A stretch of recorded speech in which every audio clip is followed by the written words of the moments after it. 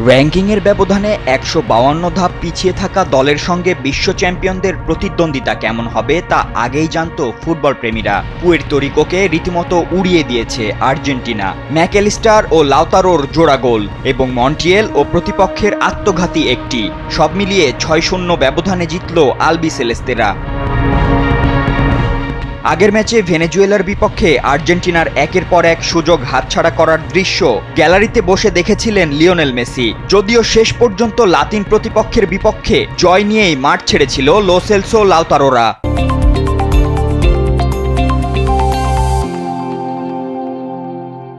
তবে গোল মিসের সেই আক্ষেপগুলো ছিলই, তাই তো আজ সেই আক্ষেপ ঘোচাতেই হয়তো মাঠে নেমেছিল লিওনেল স্কালোনির দল। মহাতারকা মেসি যদিও গোলের দেখা পাননি এই ম্যাচে, তবে 2 অ্যাসিস্টে মাঠের আবহ বদলেছেন ঠিকই। সেই সঙ্গে এরই মধ্য দিয়ে জাতীয় দলের হয়ে সর্বোচ্চ অ্যাসিস্ট দাতাও হয়েছেন ফুটবল জাদুকর। এদিন শুরু থেকেই পুয়ের্তো রিকোর রক্ষণকে চেপে ধরে আর্জেন্টিনা।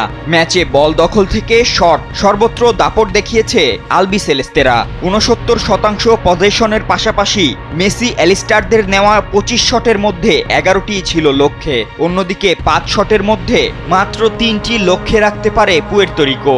সব মিলিয়ে বিশ্ব চ্যাম্পিয়নদের সাথে খেলতে পারাটাই যেন মার্কিনী এই দ্বীপরাষ্ট্রের কাছে ছিল এক স্বপ্নের মতো। ফাতেন ইশরাক, কালবেলা।